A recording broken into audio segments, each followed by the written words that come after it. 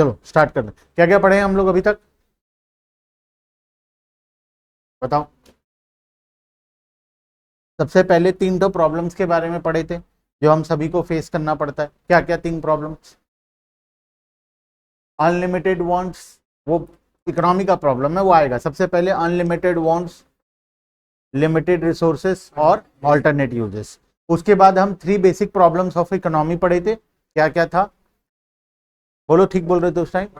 What to produce and how much to produce सबसे पहले, उसके बाद हाउ टू प्रोड्यूस, और तीसरा था फॉर होम टू प्रोड्यूस। ठीक है, उसके बाद क्या पढ़े थे हम लोग?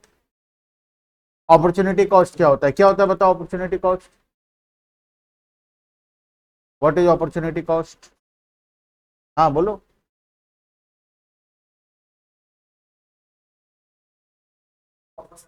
ठीक है,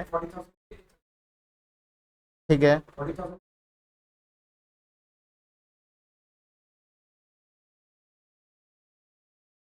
ठीक है।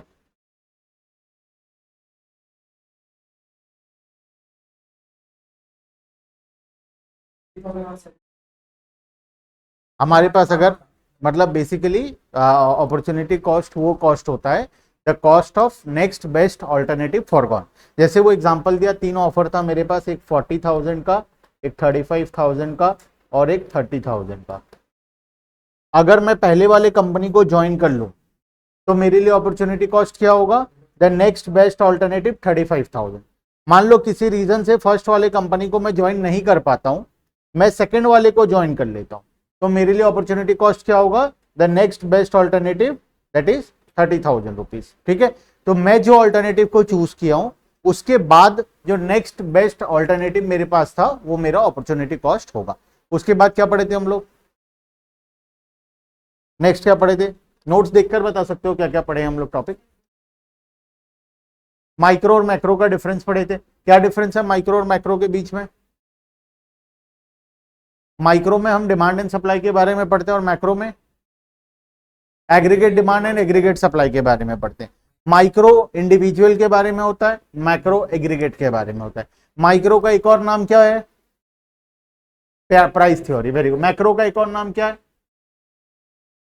मैक्रो का एक और नाम इनकम एंड एम्प्लॉयमेंट थ्योरी। ठीक है, माइक्रो का प्राइस थ्योरी और उसका इनकम एंड एम्प्लॉयमेंट थ्योरी। ठीक है, और क्या पढ़े थे उसके बाद? और 2-3 डिफरेंस है वो देख लेना बुक में। ठीक है, उसके बाद क्या पढ़े थे? Next topic positive economy and normative economics. क्या होता है पॉजिटिव इकोनॉमिक्स?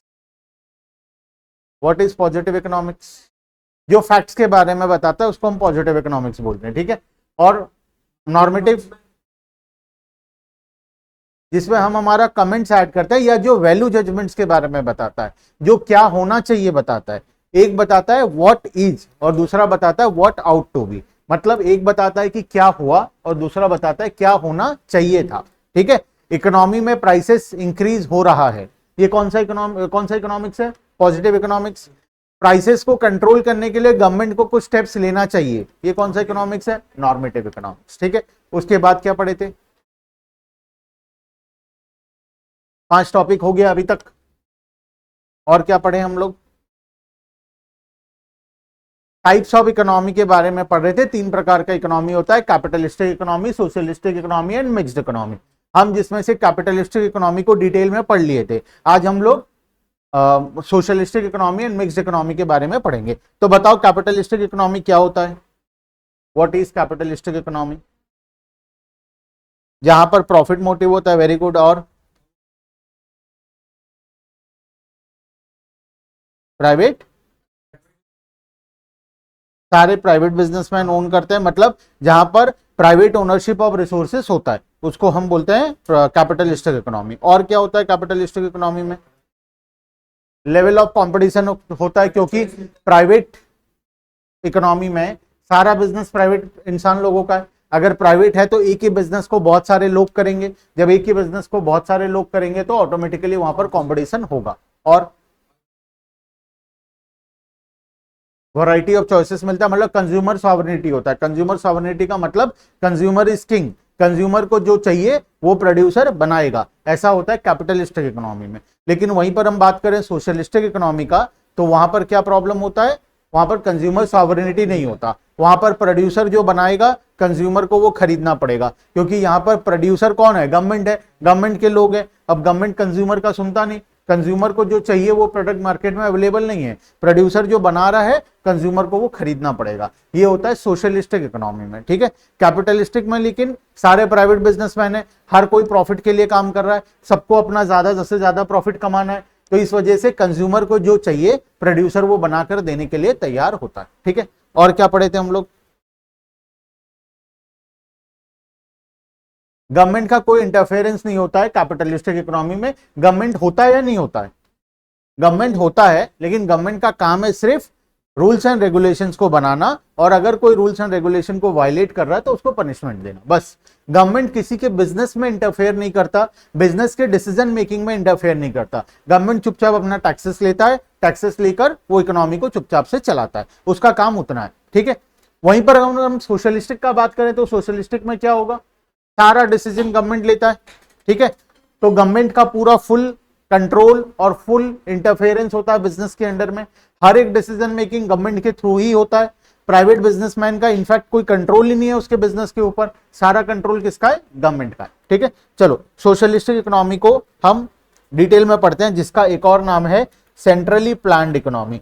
सेंट्रली प्लान्ड का मतलब क्या, एक आदमी प्लानिंग कर रहा है, सेंट्रली प्लान्ड एक आदमी प्लानिंग कर रहा है, और वो एक आदमी कौन है, गवर्नमेंट, ठीक है। तो इसको हम सोशलिस्टिक भी बोलते हैं और सेंट्रली प्लान्ड भी बोलते हैं। इसका एक और नाम क्या है, सोशलिस्टिक इकोनॉमी।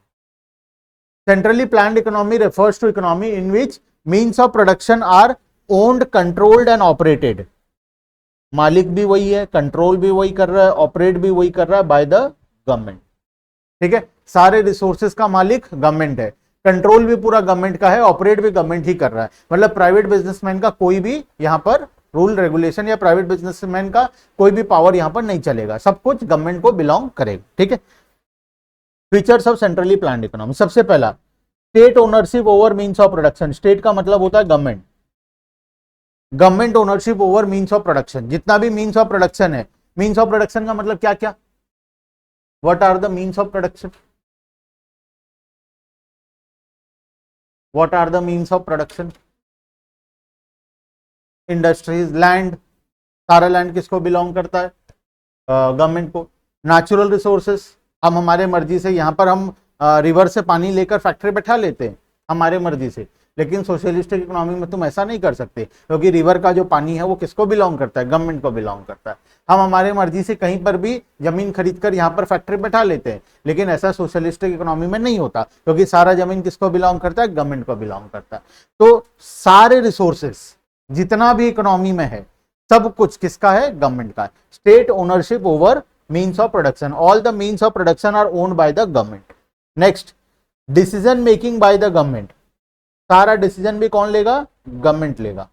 तुमको कोई भी डिसीजन लेने का हक नहीं है, तुम क्या प्रोड्यूस करोगे, कितना प्रोड्यूस करोगे, कैसे प्रोड्यूस करोगे, किसके लिए प्रोड्यूस करोगे, किस प्राइस में बेचोगे, ये सारा डिसीजन कौन लेगा, गवर्नमेंट लेगा। Government takes all the decisions regarding consumption, production and investment.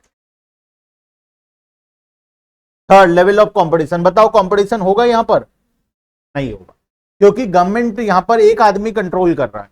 जब एक आदमी कंट्रोल कर रहा है तो वो एक पर्टिकुलर टाइप के बिजनेस को मल्टीपल लोगों को करने के लिए ही नहीं देगा, क्योंकि पहली बात तो वो प्रॉफिट मोटिव के लिए काम ही नहीं कर रहा। गवर्नमेंट किस लिए काम करता है, सोशल वेलफेयर के लिए, लेकिन प्राइवेट इंडिविजुअल किसके लिए काम करता है, प्रॉफिट मोटिव के लिए, ठीक है। तो जब वो प्रॉफिट के लिए काम ही नहीं कर रहा तो वो एक बिजनेस को ज्यादा से लोगों को क्यों करने देगा, अननेसेसरी, है ना। तो वो कंपटीशन वहां पर क्रिएट होने ही नहीं देता। There does not exist any element of competition under centrally planned economy, ठीक है। यहां पर मोटिव क्या होता है, सोशल वेलफेयर मोटिव होता है। कैपिटलिस्टिक इकोनॉमी में प्रॉफिट मोटिव होता है, लेकिन यहां पर सोशल वेलफेयर मोटिव होता है। अब मुझे बताओ मोटिव से क्या फर्क पड़ने वाला है, अगर सोशल वेलफेयर मोटिव है या प्रॉफिट मोटिव है, उससे फर्क क्या पड़ेगा। अगर मान लो कहीं पे यहां पर प्रॉफिट मोटिव है, सोशल वेलफेयर है, इससे इकोनॉमी को क्या फर्क पड़ेगा। इकोनॉमी के ग्रोथ एंड डेवलपमेंट में कौन सा चीज ज्यादा अच्छा है, प्रॉफिट मोटिव ज्यादा अच्छा है या सोशल वेलफेयर ज्यादा अच्छा है, प्रॉफिट मोटिव ज्यादा अच्छा है।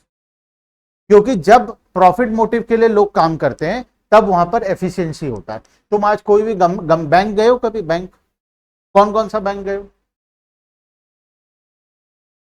आंध्रा बैंक। अच्छा, कोई अगर आंध्रा बैंक गया है और आईसीआईसीआई बैंक गया, डिफरेंस देखो किस चीज का है। एसबीआई गए हो और आईसीआईसी गए हो, ये एक्सिस बैंक गए हो, ये सारे प्राइवेट बैंक है। आईसीआईसी बैंक, एक्सिस बैंक, उसके बाद एचडीएफसी बैंक, आईडीएफसी बैंक, ये सब प्राइवेट बैंक है। और गवर्नमेंट कैटेगरी में जो आता है आंध्रा बैंक, उत्कल ग्रामीण बैंक, यूजीबी बोलते हैं, स्टेट बैंक ऑफ इंडिया, ये सब गवर्नमेंट बैंक है।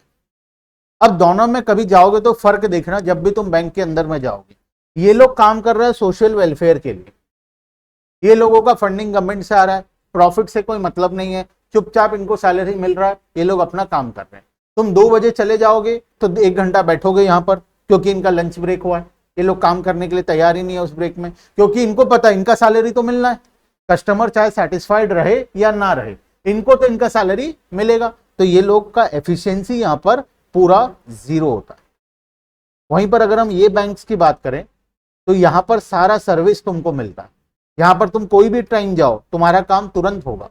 यहाँ पर ये लोग तुम्हारे घर आकर तुम्हारा काम करके जाएंगे, तुमको डेबिट कार्ड चाहिए, क्रेडिट कार्ड चाहिए, घर आकर देकर जाएंगे, लेकिन इनके पीछे तुम 10 बार घूमोगे तो मिलेगा तुमको। डिफरेंस है गवर्नमेंट का और प्राइवेट का। ये लोग प्रॉफिट मोटिव के लिए काम कर रहे हैं, ICICI bank, Axis bank, HDFC bank, लेकिन वहीं पर एसबीआई है, यूजीबी है और ऐसे बहुत सारे छोटे छोटे बैंक है, ये लोग किस लिए काम कर रहे हैं? गवर्नमेंट से फंडिंग आ रहा है। प्रॉफिट मोटिव तो सोशल वेलफेयर बोलने के लिए होता है, इनका भी मोटिव प्रॉफिट का है, लेकिन इनका फंडिंग गवर्नमेंट से आ रहा है। प्रॉफिट होगा तो भी चलेगा, नहीं होगा तो भी चलेगा, इनका फैक्ट्री कभी इनका मतलब बैंक कभी बंद होने वाला नहीं है, इनका फंडिंग आता रहेगा गवर्नमेंट से, इनका काम चलता रहेगा। लेकिन वहीं पर प्राइवेट बैंक में अगर कोई एम्प्लॉय अच्छे से काम नहीं कर रहा है, उसका रेटिंग्स अच्छा नहीं है, तो ऑब्वियसली वो जॉब से निकाल दिया जाएगा। यहां पर जॉब का सिक्योरिटी मिला इसको कोई सिक्योरिटी नहीं मिला, इसीलिए ये अच्छे से काम कर रहा है, इसीलिए एफिशिएंटली काम कर रहा है, ये ओवर टाइम भी काम करता है, ये कस्टमर को सेटिस्फाइड रखता है। ये सारा फैसिलिटी हमको मिलता है जब प्रॉफिट मोटिव के लिए काम होता है। और प्रॉफिट मोटिव के लिए काम होगा तभी जाकर इकोनॉमी का डेवलपमेंट होगा, क्योंकि एफिशिएंटली काम करेंगे, बेटर यूटिलाइजेशन ऑफ रिसोर्सेस करेंगे। यहां पर सारा रिसोर्सेस का वेस्टेज होता है, और यहीं पर अगर तुम देखोगे तो रिसोर्स का बेटर यूटिलाइजेशन होता है। तो जब भी कोई इंसान प्रॉफिट मोटिव के लिए काम करेगा तब वो बेटर यूटिलाइजेशन ऑफ रिसोर्सेस करेगा, एफिशिएंटली काम करेगा, तो ऑब्वियसली वो इकोनॉमी के डेवलपमेंट में उसका काम आएगा। लेकिन वहीं पर जब सोशल वेलफेयर के लिए काम हो रहा है तो वहां पर इंसेंटिव नहीं है, प्रॉफिट मोटिव नहीं है, तो वहां पर लोग एफिशिएंटली काम नहीं करते। प्लस वहां पर एक तो कंपटीशन भी नहीं है, तो उनको किसी का डर भी नहीं है कि हमारा बिजनेस चला जाएगा, हमारा जॉब चला जाएगा। कंपटीशन ही नहीं है तो कहां चला जाएगा, सब कस्टमर को वहीं आना पड़ेगा। तो ये प्रॉब्लम होता है हमारा सोशल वेलफेयर में। सोशल वेलफेयर में ग्रोथ एंड डेवलपमेंट बहुत स्लोली होता है, लेकिन प्रॉफिट मोटिव होने से वहां पर ग्रोथ एंड डेवलपमेंट बहुत तेजी से होता है। क्लियर है? उसके बाद planning mechanism. What is planning mechanism? Capitalistic economy में हम पढ़े थे प्राइस मैकेनिज्म, यहां पर पढ़ रहे हैं planning mechanism. What is price mechanism and what is planning mechanism?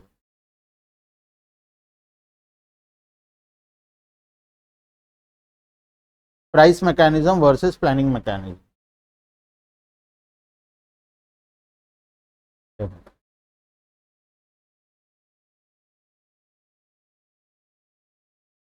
पहले समझते हैं ये प्राइस मैकेनिज्म क्या होता है। What is price mechanism? हम एग्जांपल लिए थे आईफोन का।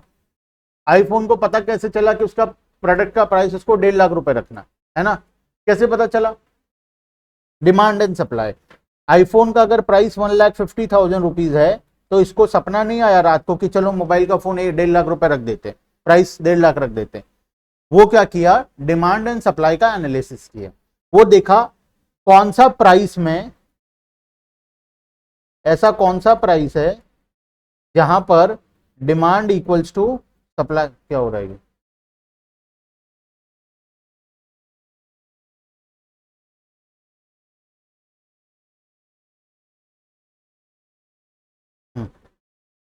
ऐसा कौन सा प्राइस है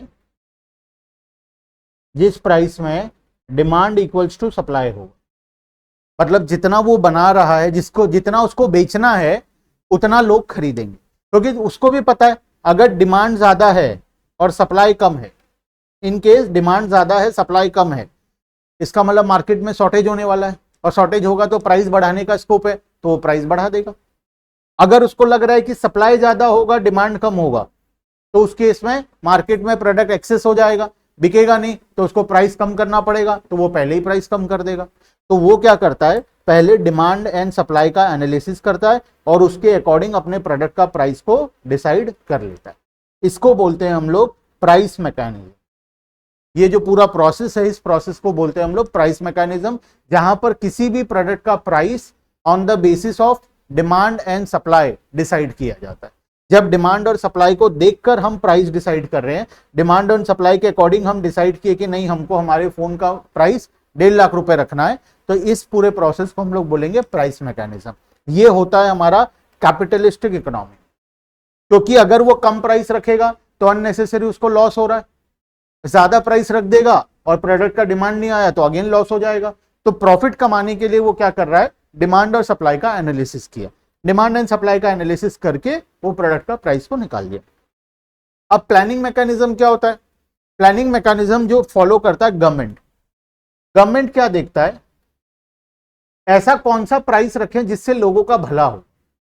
वो ये नहीं देखता कि कितना प्रॉफिट होगा, कितना नुकसान होगा, बनाने का क्या कॉस्ट है, क्या नहीं है। वो देखा आईफोन प्रोडक्शन किया, मान लो आईफोन तो करेगा नहीं गवर्नमेंट, मान लो कोई और XYZ कंपनी का मोबाइल बनाया, ठीक है, और देखा कि XYZ मोबाइल का कंपनी, गवर्नमेंट चाहता है कि हर गरीब से गरीब इंसान यूज करे, हर झोपड़पट्टी में XYZ कंपनी का मोबाइल फोन हर लोग यूज करें, तो ये इसका प्राइस रख दिया 500।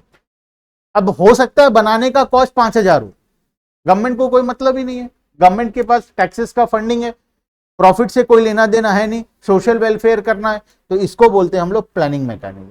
प्लानिंग मैकेनिज्म में डिसीजन लिया जाता है क्या सही है और क्या गलत है, उसके अनुसार कितना प्राइस में लोगों को अवेलेबल करवाना। अब गवर्नमेंट राशन शॉप के थ्रू चावल 2 रुपए में दे रहा है, क्या 2 रुपए कॉस्ट है चावल का, मिनिमम 20-25 रुपए कॉस्ट है, लेकिन वो 2 रुपए में दे रहा है। रीजन, इकोनॉमी को के हिसाब से गरीबी ज्यादा है तो 2 रुपए में अवेलेबल होना चाहिए, तो वो अवेलेबल करवा रहा है, चाहे उसमें प्रॉफिट हो चाहे नुकसान हो, गवर्नमेंट को कोई लेना देना है नहीं, क्योंकि गवर्नमेंट का खजाना है, वहां से पैसा आ रहा है, काम हो रहा है। बात समझ में?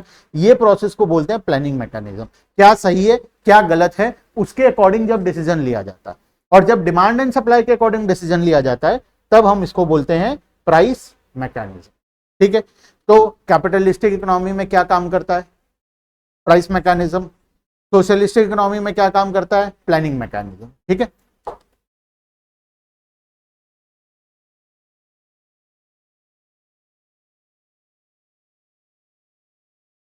तो एक जगह प्राइस मैकेनिज्म हो गया, एक जगह प्लानिंग मैकेनिज्म हो गया। पढ़ते हैं प्लानिंग मैकेनिज्म को। All the decisions are taken and coordinated by the central planning authority. एक सेंट्रल प्लानिंग अथॉरिटी होता है, वो सारा डिसीजन लेता है। ये सेंट्रल प्लानिंग अथॉरिटी कौन है, गवर्नमेंट का एक टीम है जो सारा डिसीजन ले रहा है। The central planning authority decide what, how and for whom to produce. तीनों डिसीजन कौन लेता है, सेंट्रल प्लानिंग अथॉरिटी लेता है। Production, allocation and distribution of resources takes place through planning. There is no role for market और price mechanism. यहां पर price mechanism या मार्केट का कोई भी रोल नहीं होता, यहां पर सारा डिसीजन लिया जाता है according to planning mechanism. Clear है बात? ये दो प्रकार का इकोनॉमी हो गया, market economy and centrally planned economy. ठीक है, अब एक तीसरा प्रकार का भी मार्केट होता है जिसको हम बोलते हैं mixed economy. India is a mixed economy. ठीक है, यहां पर साइड में समझ लेते हैं मिक्स्ड इकोनॉमी क्या होता है। मिक्स्ड इकोनॉमी आगे के चैप्टर्स में जाकर तुम्हारा दिया हुआ है, अभी यहां पर नहीं दिया हुआ है, लेकिन जब इंडियन इकोनॉमी पढ़ोगे, इंडियन इकोनॉमी में एक जगह में तुम्हें जब इंडिया के बारे में पढ़ाता होगा ना, तब इंडिया के साथ वो टॉपिक दिया हुआ है मिक्स्ड इकोनॉमी के बारे में। ठीक है, तो हम अभी समझ लेते हैं मिक्स्ड इकोनॉमी क्या होता है। तो मिक्स्ड इकोनॉमी बताओ क्या होगा, नाम में लिखा है क्या होगा, जिसमें प्राइवेट एंड पब्लिक दोनों होंगे, मतलब गवर्नमेंट का भी रोल होगा और प्राइवेट बिजनेसमैन का भी रोल होगा। अब एक ही चीज में अगर दोनों का रोल होगा तो कॉन्फ्लिक्ट ऑफ इंटरेस्ट आएगा, इसीलिए कुछ सेक्टर्स को डिवाइड कर दिया गया। कुछ एरियाज में प्राइवेट को अलाउ कर दिया गया कि तुम बिजनेस करो, गवर्नमेंट इंटरफेयर नहीं करेगा। कुछ सेक्टर्स गवर्नमेंट के लिए रिजर्व्ड हो गया और कुछ सेक्टर्स में दोनों काम कर रहे हैं। तो पहला तो हो गया ओनली प्राइवेट, दूसरा हो गया ओनली गवर्नमेंट और तीसरा हो गया प्राइवेट प्लस गवर्नमेंट। अब तीनों का एक एक एग्जांपल दे दो। ऐसा कौन सा सेक्टर है जहां पर सिर्फ प्राइवेट बिजनेसमैन ही बिजनेस करता है, गवर्नमेंट का कोई इंटरफेरेंस नहीं है, जिसमें गवर्नमेंट का कोई प्रोडक्ट नहीं आता जो पर्टिकुलर सेक्टर में, सारा प्रोडक्ट जो है वो प्राइवेट ओनरशिप का ही है। मोबाइल फोन, क्या गवर्नमेंट मोबाइल फोन मैन्युफैक्चर करता है? नहीं करता। एक मोबाइल फोन और फूड आइटम जितना भी है जनरली, जो हम लोग स्नैक्स आइटम जितना भी होता है वो ले लो। उसके बाद कंज्यूमर ड्यूरेबल्स जितना भी है, एसी, फ्रिज, टीवी, इसको कंज्यूमर ड्यूरेबल्स बोलते हैं, ठीक है। चाहे वो लैपटॉप हो गया, कंप्यूटर हो गया, या तुम्हारा ये जितने भी प्रोडक्ट हैं जो लॉन्ग पीरियड ऑफ टाइम तक चलेंगे उसको ड्यूरेबल बोलते हैं। कंज्यूमर ड्यूरेबल वो प्रोडक्ट होते हैं जो कंज्यूमर अपने पर्सनल यूज के लिए यूज करता है और सालों साल जो प्रोडक्ट चलता है। जैसे एसी, एसी हम हमारे पर्सनल यूज के लिए यूज करते हैं और वो 10 साल, 15 साल, 20 साल का लाइफ होता है उसका। रेफ्रिजरेटर वही 15-20 साल का लाइफ होता है। मोबाइल फोन, टेलीविजन, उसके बाद लैपटॉप, घर में और जितने भी सामान यूज करते हैं, वॉशिंग मशीन, इंडक्शन, ये वो जितने भी सामान है सब क्या होते हैं? कंज्यूमर ड्यूरेबल्स होते हैं, ठीक है। तो जितने भी कंज्यूमर ड्यूरेबल्स हैं सब कौन प्रोड्यूस करता है? सिर्फ प्राइवेट बिजनेसमैन ही प्रोड्यूस करता है, गवर्नमेंट का कोई इंटरफेरेंस उसके अंदर में नहीं है। ओनली गवर्नमेंट वाला जिसमें सिर्फ गवर्नमेंट करता है, रेलवेज और कोई, डिफेंस, रेलवे हो गया, डिफेंस हो गया। आज के दिन में दो बड़े सेक्टर्स हैं, रेलवे एंड डिफेंस, जो कि पूरा का पूरा गवर्नमेंट के कंट्रोल में है। हम चाहकर भी, हमारे पास चाहे कितना भी पैसा हो जाए, हम चाहकर भी अपना ट्रेन नहीं चला सकते। हमारे पास चाहे कितना भी पैसा हो जाए, हम हमारा डिफेंस इक्विपमेंट नहीं खरीद सकते या नहीं बना सकते। हम घर में बॉम्ब नहीं बना सकते क्योंकि वो डिफेंस है, वो गवर्नमेंट के लिए रिजर्व्ड है। प्राइवेट बिजनेसमैन ये काम नहीं कर सकता। प्राइवेट प्लस गवर्नमेंट, कुछ एग्जांपल जहां पर प्राइवेट भी है और गवर्नमेंट भी है। ऐसा कोई प्रोडक्ट जो गवर्नमेंट के फैक्ट्री से भी आता है और प्राइवेट के फैक्ट्री से भी आता है, अलग अलग ब्रांड्स का होता है। एयरलाइन, ठीक है, गवर्नमेंट का था लेकिन गवर्नमेंट बंद कर दिया अभी फिलहाल। अभी रिसेंट कोई एग्जांपल दे दो जो चल रहा है। एलपीजी गैस, ठीक है, आज के दिन में प्राइवेट बिजनेसमैन भी एलपीजी सिलेंडर बेच रहा है, गवर्नमेंट भी बेच रहा है एलपीजी। पेट्रोल, ठीक है, भारत गैस, इंडियन ऑयल, ये सब गवर्नमेंट के हैं, और रिलायंस, एसआर, ये सब प्राइवेट हैं। और बैंक्स, वेरी गुड, बैंक भी हैं। उसके बाद टेलीफोन, टेलीफोन नेटवर्क्स, जियो, एयरटेल प्राइवेट है, बीएसएनएल गवर्नमेंट का है, तो टेलीकॉम। और इंश्योरेंस कंपनीज, एलआईसी गवर्नमेंट का है, बहुत सारे इंश्योरेंस कंपनी प्राइवेट है। तो ऐसे हजारों एग्जांपल्स हैं जहां पर प्राइवेट और गवर्नमेंट दोनों एग्जिस्ट करते हैं। कुछ एग्जांपल्स ऐसे हैं जहां पर सिर्फ गवर्नमेंट है और कुछ एग्जांपल्स ऐसे हैं जहां पर सिर्फ प्राइवेट है, ठीक है। तो इस प्रकार के इकोनॉमी को हम लोग क्या बोलते हैं? मिक्स्ड इकोनॉमी बोलते हैं। The best form of economy is mixed economy, जहां पर गवर्नमेंट भी होता है, प्राइवेट भी होता है। कुछ इंपॉर्टेंट बिजनेस गवर्नमेंट करता है, बाकी सब प्राइवेट बिजनेसमैन करते हैं। अब इसका फायदा क्या है? मिक्स्ड इकोनॉमी का क्या ऐसा फायदा है? जो दोनों का फायदा था वो तो है ही इसमें, प्रॉफिट मोटिव भी है, सोशल वेलफेयर भी है, दोनों है। जहां पर सोशल वेलफेयर का नीड है गवर्नमेंट आकर कर देता है, जहां पर प्रॉफिट का नीड है ग्रोथ एंड डेवलपमेंट के लिए प्राइवेट एंटरप्रेन्योर कर देते हैं वो काम। और क्या फायदा है? Growth and development again speed से होगा, इनकम इनइक्वालिटी का चांसेस थोड़ा कम हो जाएगा। प्राइवेट में क्या होता है, जब सिर्फ प्राइवेट होता है तो इनकम इनइक्वालिटी होता है, गरीब बहुत गरीब हो जाता है, अमीर बहुत अमीर हो जाता है, क्योंकि अमीर के पास ऑलरेडी पैसा है, वो बड़े इंडस्ट्रीज बैठाकर और पैसा कमा सकता है, लेकिन गरीब के पास नहीं है तो वो बिजनेस कर ही नहीं पाएगा। तो जब हम कैपिटलिस्टिक इकोनॉमी के बारे में पढ़ते हैं, वहां पर वन मेन इंपॉर्टेंट जो पॉइंट है वो है कि गरीब और अमीर के बीच का गैप, इनकम इनइक्वालिटी, वो बहुत ज्यादा होता है। वहीं पर सोशलिस्टिक इकोनॉमी में इनकम इनइक्वालिटी कम होता है, नहीं होता है, इनफैक्ट होता ही नहीं है सोशलिस्टिक इकोनॉमी में। मिक्स्ड इकोनॉमी में होता है लेकिन कंट्रोल्ड में रहता है, ठीक है। लेकिन इंडिया एक ऐसा कंट्री है जहां पर कंट्रोल में नहीं है, रिच एंड पुअर का गैप बहुत ज्यादा है इंडिया के अंदर में, ठीक है। नहीं, बहुत सारे मिक्स्ड इकोनॉमी है। यूएस मिक्स्ड इकोनॉमी, मतलब majority of the country mixed economy है। कुछ ही कंट्री है जो सोशलिस्टिक है, आयरलैंड है, और वो ऐसा 2-3 कंट्रीज और है छोटे छोटे जो अभी सिर्फ सोशलिस्टिक बचे हैं। और प्राइवेट इकोनॉमी तो बहुत सारे हैं, जैसे दुबई वगैरह सब प्राइवेट इकोनॉमी है। लेकिन जो मिक्स्ड इकोनॉमी है वो majority of the country mixed economy के अंडर में आता है, ठीक है। सोशलिस्टिक इकोनॉमी आज के दिन में बचे ही नहीं है, कुछ 2-3-4 कंट्री छोटे मोटे हैं जो बचे हैं, बाकी सारे प्राइवेट या फिर मिक्स्ड के अंडर में ऑपरेट कर रहे हैं, ठीक है।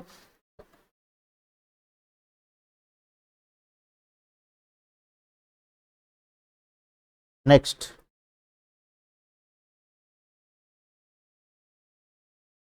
एयरलाइन मिल्क,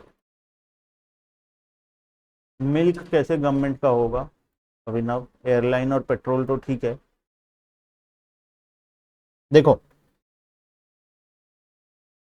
तो ये हो गया हमारा, दोनों का डिफरेंस बिटवीन को हम बाद में पढ़ेंगे। ऊपर आते हैं, एक और नया important topic, production possibility curve, जिसको हम पीपीसी या पीपीएफ भी बोलते हैं, प्रोडक्शन पॉसिबिलिटी फ्रंटियर, या फिर इसका एक और नाम है PPC, production possibility curve. Now what is production possibility curve? देखना, ध्यान से समझना, बहुत इंपॉर्टेंट टॉपिक है। इस चैप्टर से जब भी क्वेश्चन देते हैं जनरली इसी टॉपिक से क्वेश्चन देते हैं, ठीक है। अभी तक जो हम पढ़े वो तुम्हारा बेसिक्स था, क्वेश्चन आता है लेकिन वो बेसिक्स था, ठीक है। अब यहां से सोचोगे तो 11th का क्लासेस शुरू हो रहा है, जहां पर हम सबसे पहला टॉपिक प्रोडक्शन पॉसिबिलिटी कर्व को पढ़ेंगे, ठीक है। अब ये प्रोडक्शन पॉसिबिलिटी कर्व होता क्या है? थोड़ा मोड़ा नॉलेज है तो बताओ क्या होता है प्रोडक्शन पॉसिबिलिटी कर्व? अगर पीपीसी का थोड़ा थोड़ा नॉलेज है या पीपीएफ का कुछ भी नॉलेज है थोड़ा मोड़ा, what is PPC PPF? School में पढ़े हो थोड़ा मोड़ा, कुछ भी बताए हैं अभी तक? कौन कौन स्कूल जा रहा है? तुम जा रहे हो तो बताओ। तब हो चुका था, चलो ठीक है। नहीं जा रहे, इधर तुम भी नहीं जा रहे, बाकी तीनों नहीं जा रहे, सब पढ़ा दिए थे। तुम संस्कार ना, तो अभी कोई टीचर है संस्कार में पढ़ा रहा है इकोनॉमिक्स हो? कब से पढ़ा रहे हैं वो मैडम? हाँ, वो मैडम कब से पढ़ा रहे हैं, कितना दिन हो गया? आज हुआ था क्लास? आज नहीं, आज से एबसेंट है वो। हाँ हाँ, ठीक है, छोड़ो।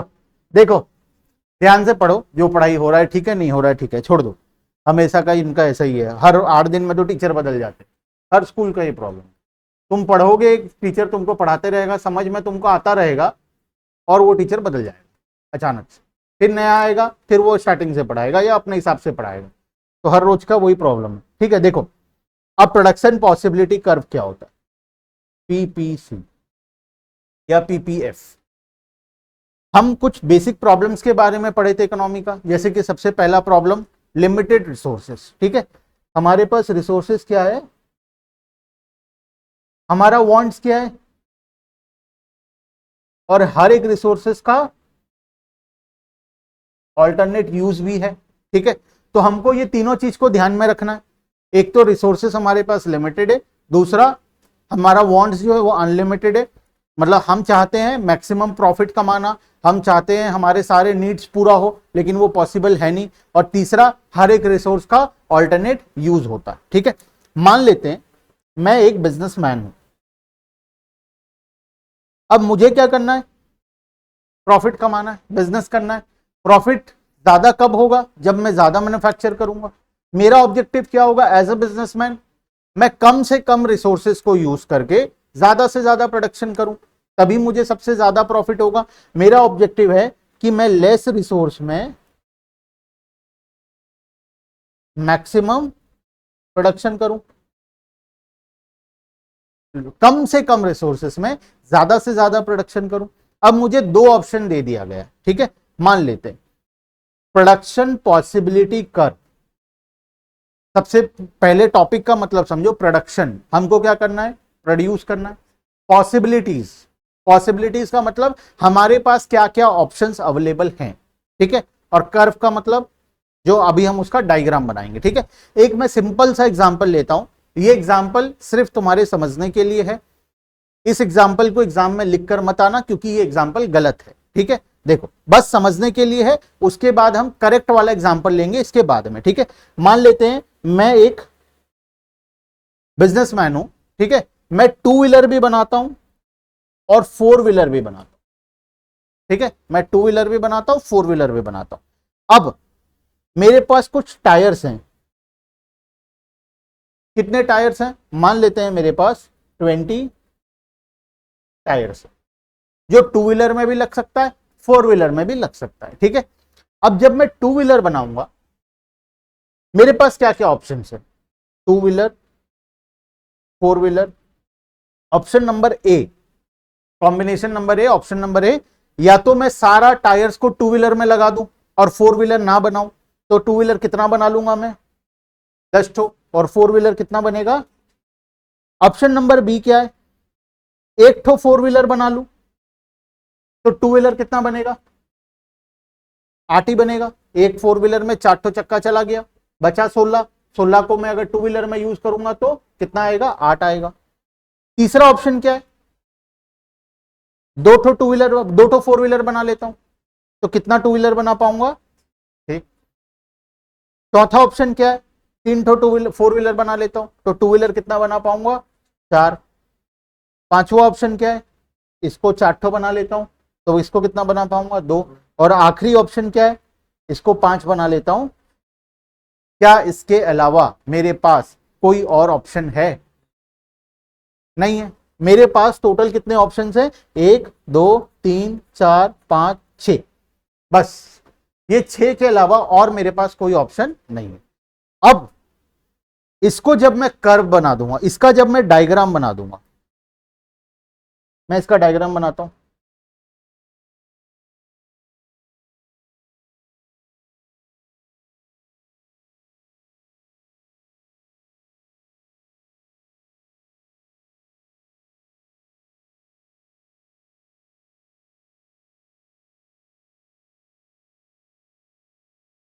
बताओ सबसे पहला कर्व पॉइंट कहां पर आएगा, 10 और 0, ठीक है। 10 और 0 कहां पर ले लूं, यहां ले लेता हूं। उसके बाद 8 और 1,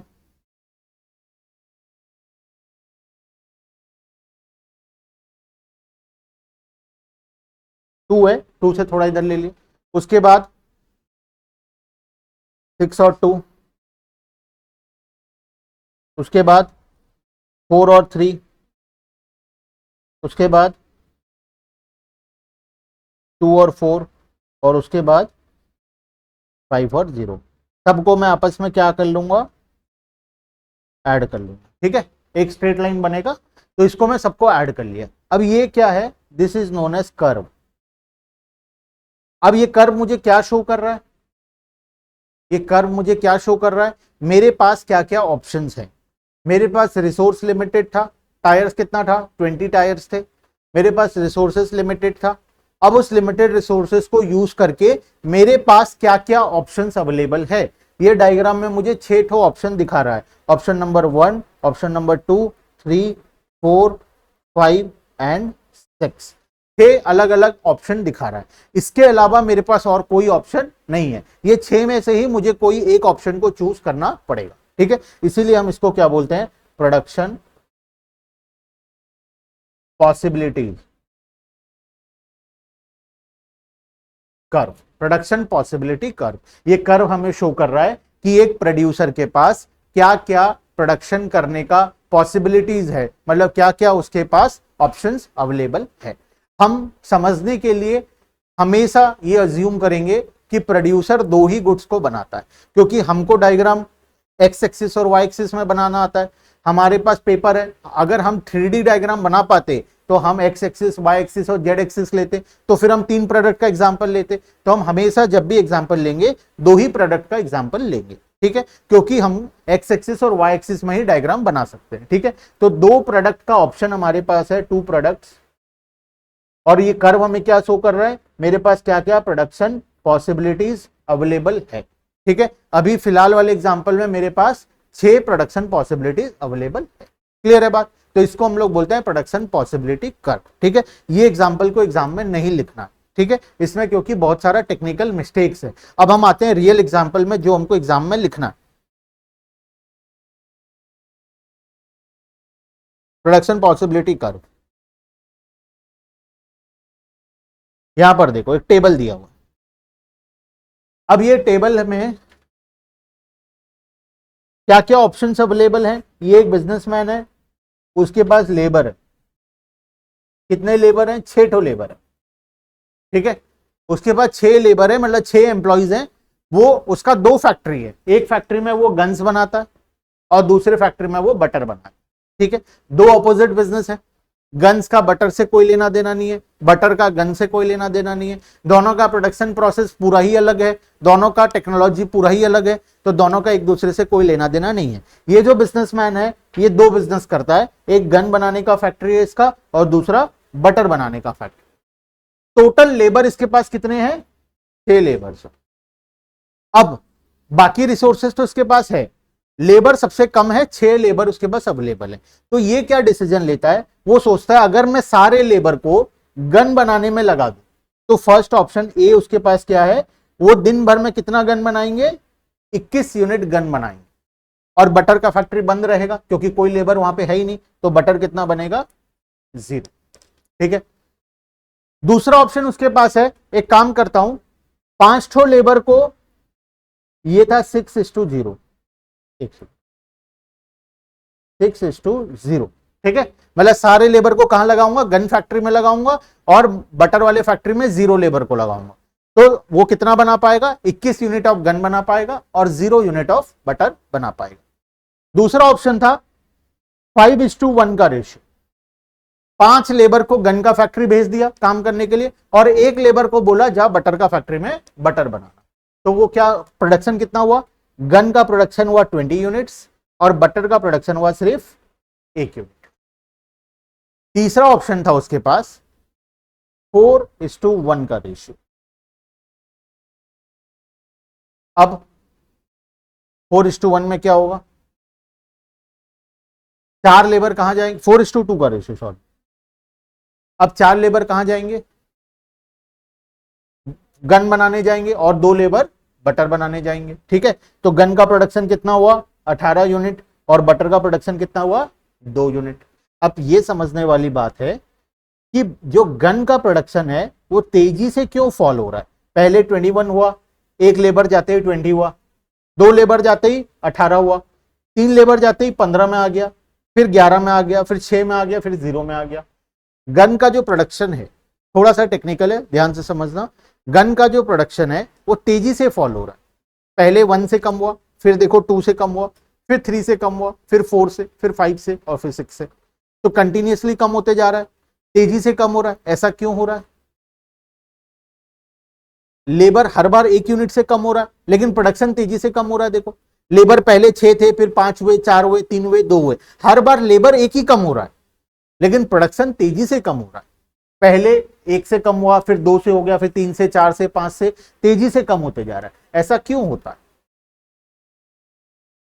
ऐसा क्यों होता है, ऐसा होने का रीजन है, जब भी हम ग्रुप में काम करते हैं, बहुत सारे लोग काम करते हैं, ग्रुप में काम करते हैं, तो हम सब मिलकर ज्यादा प्रोड्यूस करते हैं। अगर मैं अकेला कोई चीज को प्रोड्यूस करूंगा तो मैं बहुत कम यूनिट प्रोड्यूस कर पाऊं। मान लो मैं अकेला प्रोड्यूस कर रहा हूं तो 10 यूनिट प्रोड्यूस कर रहा हूं, मेरे साथ कोई एक और आदमी प्रोड्यूस करेगा, हम दोनों मिलकर 20 से ज्यादा प्रोड्यूस करेंगे। बिकॉज यहां पर क्या आ जाएगा, हम दोनों का एफिशिएंसी ऐड हो जाएगा आपस में। 3 लोग मिलकर 30 से और ज्यादा प्रोड्यूस करेंगे। एक इंसान 10 कर रहा है इसका मतलब नहीं कि 2 इंसान 20 करेंगे, 2 इंसान 20 से ज्यादा प्रोड्यूस करेंगे, 22, 23 यूनिट, 24 यूनिट प्रोड्यूस करेंगे। 3 इंसान 30 से भी और ज्यादा प्रोड्यूस करेंगे, अप्रोक्स 38, 39, 40 यूनिट प्रोड्यूस करेंगे। 4 लोग मिलकर 40 प्रोड्यूस करना चाहिए, लेकिन वो लोग मिलकर 60 या 70 यूनिट प्रोड्यूस कर देंगे। बेनिफिट होता है स्पेशलाइजेशन का। पहले मैं अकेला था, मैं फैक्ट्री अकेला चलाता था, तो मुझे सारा काम खुद करना पड़ता था। पानी लाना है तो भी मैं लाऊंगा, चाय लाना है तो भी मैं लाऊंगा, मशीन चलाना है तो भी मैं चलाऊंगा, लाइन गया तो भी मेरे को देखना पड़ेगा, झाड़ू पोछा भी मेरे को लगाना पड़ेगा, सारा काम मुझे करना है। अगर हम 2 जन हो गए, आपस में काम बांट लेंगे। 3 जन हो गए तो और अच्छे तरीके से बांट लेंगे। 4 जन हो गए तो और अच्छे तरीके से। तो जितने ज्यादा लेबर बढ़ते जाते हैं उतना ज्यादा हमको प्रोडक्शन में फायदा होता है। देखियो तुम, छोटा फैक्ट्री बैठाने से कॉस्ट ज्यादा आता है, लार्ज स्केल बैठाने से कॉस्ट कम आता है। रीजन यही रीजन है, क्योंकि छोटे फैक्ट्री में कम लेबर काम करेंगे तो वो लोगों का एफिशिएंसी कम होगा, लेकिन बड़े फैक्ट्री में स्पेशलाइजेशन होगा, एक इंसान को एक ही काम करना पड़ेगा तो वो ज्यादा अच्छे से काम कर पाएगा और बेहतर तरीके से काम कर पाएगा। तो यहां पर क्या हो रहा है, जैसे जैसे लेबर जाते जा रहे हैं वैसे वैसे स्पेशलाइजेशन का फायदा कम होते जा रहा है। पहले 6 लोग थे, हर कोई अपना अपना काम करते, एक चला गया, अब उसका काम कोई ना कोई तो कर रहा है ना, तो जो उसका काम कर रहा है उसका काम डिस्टर्ब हो रहा है। फिर 2 चले गए, अब वो दोनों का काम किसी को तो करना पड़ेगा, तो वो लोगों का काम डिस्टर्ब हो रहा है। तो इस तरीके से प्रोडक्शन तेजी से कम होते जाता है। ठीक है, ये लोग जाते जा रहे हैं बटर के फैक्ट्री में, बटर का प्रोडक्शन धीरे धीरे बढ़ते जा रहा है। बात समझ में आया? तो ये जो डायग्राम हम बनाएंगे इसको हम बोलेंगे प्रोडक्शन पॉसिबिलिटी शेड्यूल। ये जो टेबल है, ये टेबल को हम बोलेंगे प्रोडक्शन पॉसिबिलिटी शेड्यूल। ये दोनों को एक बार के लिए छोड़ दो, बाद में पढ़ते हैं, पहले इतना को समझते हैं। ठीक है, पॉसिबिलिटी कितना है? 7 ऑप्शंस मेरे पास अवेलेबल है, A B C D E F G. ठीक है, 7 ऑप्शन में पहला ऑप्शन था सारा यूनिट गन्स बनाऊंगा, बटर 0, और लास्ट ऑप्शन था गन्स 0 बनेगा, बटर 6 यूनिट बनेगा। ठीक है, तो प्रोडक्शन गन्स का धीरे धीरे कम होते जा रहा है और बटर का प्रोडक्शन धीरे धीरे इंक्रीज होते जा रहा है। क्लियर है? अब यहां पर रोल आता है मार्जिनल अपॉर्चुनिटी कॉस्ट का, जिसको हम बोलते हैं MOC, marginal opportunity cost. Now what is marginal opportunity cost? Opportunity cost क्या होता है? पढ़े थे हम लोग, क्या होता है बताओ opportunity cost? The cost of next best alternative foregone. जो हमारे लिए नेक्स्ट बेस्ट ऑल्टरनेटिव है हम उसको बोलते हैं अपॉर्चुनिटी कॉस्ट। ठीक है, मार्जिनल वर्ड का मतलब होता है, मार्जिनल वर्ड का मतलब होता है 1 यूनिट। मार्जिनल, जहां पे भी मार्जिनल वर्ड लगा है उसका मतलब समझ जाना एक सिंगल यूनिट के बारे में बात कर रहे हैं। ठीक है, मार्जिनल अपॉर्चुनिटी कॉस्ट का मतलब एक सिंगल यूनिट का अपॉर्चुनिटी कॉस्ट। ठीक है, अपॉर्चुनिटी कॉस्ट तुमको पता है, the cost of next best alternative foregone. Marginal का मतलब पता है क्या? Single unit. Marginal opportunity cost का मतलब क्या होगा? एक सिंगल यूनिट का अपॉर्चुनिटी कॉस्ट। मतलब एक सिंगल यूनिट बनाने के लिए हमें क्या छोड़ना पड़ रहा है? एक यूनिट ऑफ बटर बनाने के लिए हमें क्या सैक्रिफाइस करना पड़ रहा है? अपॉर्चुनिटी कॉस्ट का मतलब होता है सैक्रिफाइस। जैसे मेरे पास 2 ऑप्शन था, एक 40,000 का जॉब था और एक 35,000 का जॉब था। अगर मैं 40,000 का जॉब ले लिया तो मैं 35,000 का जॉब को सैक्रिफाइस कर दिया, तो 35,000 बना मेरे लिए अपॉर्चुनिटी कॉस्ट। मतलब 40,000 का जॉब को लेने के लिए मैं 35,000 का जॉब को सैक्रिफाइस किया। वैसे ही एक यूनिट ऑफ बटर को बनाने के लिए, एक यूनिट ऑफ बटर को बनाने के लिए मैं कितना यूनिट ऑफ गन सैक्रिफाइस किया? 1 यूनिट। फिर से एक और यूनिट ऑफ बटर को बनाने के लिए अब की बार कितना यूनिट ऑफ गन्स को सैक्रिफाइस किया? एक और यूनिट ऑफ बटर बनाने के लिए अब की बार गन को कितना सैक्रिफाइस किया? एक और यूनिट ऑफ बटर बनाने के लिए अब की बार गन कितना सैक्रिफाइस हुआ? एक और बनाने के लिए अब की बार कितना सैक्रिफाइस हुआ? फिर फाइनली एक और बनाने के लिए अब की बार कितना सैक्रिफाइस हुआ? इसको बोलते हैं मार्जिनल अपॉर्चुनिटी कॉस्ट। एक एक्स्ट्रा यूनिट को प्रोड्यूस करने के लिए जो हमें सैक्रिफाइस करना पड़ रहा है उसे हम बोलेंगे मार्जिनल अपॉर्चुनिटी कॉस्ट। इस एग्जांपल में एक एक्स्ट्रा यूनिट ऑफ बटर को बनाने के लिए जितना यूनिट ऑफ गन्स हमें सैक्रिफाइस करना पड़ रहा है उसे हम बोलेंगे मार्जिनल अपॉर्चुनिटी कॉस्ट। इसको हम कैसे लिखेंगे? देखो वही निकल के आया, पहला वाला 1, फिर 2, 3, 4, 5 एंड 6। एक यूनिट ऑफ बटर को बनाने के लिए हमको पहले एक यूनिट ऑफ गन सैक्रिफाइस करना पड़ा, फिर से एक और यूनिट ऑफ बटर को बनाने के लिए 2 यूनिट ऑफ गन सैक्रिफाइस करना पड़ा, एक और यूनिट ऑफ बटर बनाने के लिए अब की बार 3 यूनिट को सैक्रिफाइस करना पड़ा। ये धीरे धीरे बढ़ते जाएगा और ये रेशियो धीरे धीरे इंक्रीज होता जाएगा। क्लियर है बात? ठीक है। मार्जिनल अपॉर्चुनिटी कॉस्ट क्या होता है? The cost of next best alternative foregone, ये अपॉर्चुनिटी कॉस्ट है। मार्जिनल अपॉर्चुनिटी कॉस्ट क्या है? मार्जिनल का मतलब 1, एक एक्स्ट्रा यूनिट को बनाने के लिए जितना यूनिट हमें सैक्रिफाइस करना पड़ा उसे हम क्या बोलेंगे? Opportunity cost, marginal opportunity cost. हमारे वाले एग्जांपल में देखते हैं, मार्जिनल अपॉर्चुनिटी कॉस्ट निकालो, क्या है बताओ।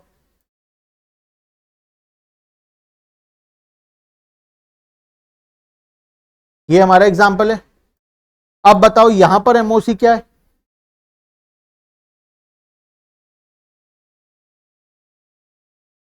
What will be MOC? Marginal opportunity cost, एक यूनिट ऑफ कार बनाने के लिए हमें कितना, पहला वाला छोड़ देते हैं, 0 है। एक यूनिट ऑफ कार बनाने के लिए हमें कितना unit of two wheeler sacrifice करना पड़ा? 2, तो ये आ जाएगा 2। एक और यूनिट ऑफ कार बनाने के लिए अब की बार फिर से कितना सैक्रिफाइस करना पड़ा? 2। एक और यूनिट को बनाने के लिए अब की बार कितना सैक्रिफाइस करना पड़ा? 2। ये रेशियो हर बार क्या है? सेम है। ये एग्जांपल में रेशियो हर बार क्या है? इक्वल है। यही तो गलती था इस एग्जांपल में। मैं पहले बोला था ये एग्जांपल टेक्निकली गलत है, ये एग्जांपल को एग्जाम में नहीं लेना है। रीजन, इस एग्जांपल में मार्जिनल अपॉर्चुनिटी कॉस्ट क्या आ रहा है? कांस्टेंट आ रहा है, हर बार 2 आ रहा है। हमें वो एग्जांपल्स लेना एग्जाम में जिसमें एमओसी हमेशा इंक्रीज होगा। जैसे अभी गन्स एंड बटर वाला था, उसमें एमओसी पहले 1 था, फिर 2 हुआ, 3 हुआ, 4 हुआ, 5 हुआ, 6 हुआ। हमेशा एग्जांपल वो लेना है जिसमें एमओसी क्या होगा? इंक्रीज होगा। वो एग्जांपल्स कभी नहीं लेना है जिसमें एमओसी या तो कांस्टेंट रहेगा या तो डिक्रीज होगा। ठीक है, क्योंकि उसका प्रॉब्लम आगे जाके समझ में आएगा। अगर कांस्टेंट रहता है तो क्या होता है, डिक्रीज होता है तो क्या होता है। जो टेक्निकली करेक्ट है वो है जब एमओसी कंटिन्यूअसली इंक्रीज होगा, तो हमें एग्जाम्पल वही लेना है एग्जाम में। ठीक है, तो जो बुक में एग्जाम्पल है गन्स एंड बटर का, हम वो एग्जाम्पल एग्जाम में लिखेंगे। ठीक है, क्वेश्चन में क्या नहीं समझा बोलो। क्वेश्चन में तुमको ये टेबल दे देगा या फिर तुमको बोलेगा एक्सप्लेन मार्जिनल अपॉर्चुनिटी कॉस्ट, या बोलेगा explain PPF with the help of example. Production possibility curve को समझाओ एक एग्जाम्पल लेकर, तो तुम्हें गन्स एंड बटर का एग्जाम्पल लेना पड़ेगा, या कोई और एग्जाम्पल भी ले सकते हो तुम। या फिर बोलेगा explain production possibility curve and marginal opportunity cost, तो तुमको पीपीएफ बनाना पड़ेगा और एमओसी को भी एक्सप्लेन करना पड़ेगा। तो इस प्रकार का जनरली एग्जाम में क्वेश्चन आता है। ठीक है, तो बहुत प्रकार के क्वेश्चंस बनेंगे, वो मैं दूंगा अभी क्वेश्चन बहुत सारा। ठीक है, यहां तक क्लियर है? ठीक है, पीपीएफ क्या होता है, व्हाट इज पीपीएफ या पीपीसी, जो भी बोल लो एक ही बात है। पीपीसी बोल लो, प्रोडक्शन पॉसिबिलिटी कर्व बोल लो, या प्रोडक्शन पॉसिबिलिटी फ्रंटियर बोल लो। वो क्या होता है प्रोडक्शन पॉसिबिलिटी कर्व? हमें क्या शो करता है production possibility curve? Production possibility curve हमें वेरियस ऑल्टरनेटिव शो करता है जो कि एक प्रोड्यूसर के पास है, वो जो प्रोड्यूस कर सकता है। जैसे हमारे एग्जांपल में हमारे पास 2 व्हीलर और 4 व्हीलर का ऑप्शन था। हम जब कर्व बनाए, वो कर्व हमें क्या शो कर रहा था? with given amount of resources, that is 20 tires, what are the alternatives available with me to produce? मेरे पास क्या क्या alternatives available है? ऑप्शन 6 ठो अवेलेबल था, तो कर्व हमें 6 ऑप्शन शो कर रहा था। ठीक है, तो पीपीएफ हमें शो करता है various alternative option which are available to a producer with given amount of resources. ठीक है, एमओसी क्या होता है? Marginal opportunity cost. What is MOC? Marginal का मतलब 1 unit, single unit. Opportunity cost का मतलब the cost of next best alternative, या जो चीज हम फॉरगॉन कर दिए, जो हम छोड़ दिए। तो मार्जिनल अपॉर्चुनिटी कॉस्ट क्या होता है? एक एक्स्ट्रा यूनिट को बनाने के लिए जितना यूनिट हमें सैक्रिफाइस करना पड़ा उसे हम बोलते हैं marginal opportunity cost.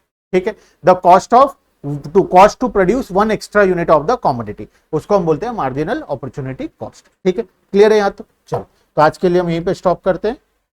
Next class में हम पीपीएफ को पूरे डिटेल में आगे कंटिन्यू करेंगे। ठीक है, ऑनलाइन में अभिनव।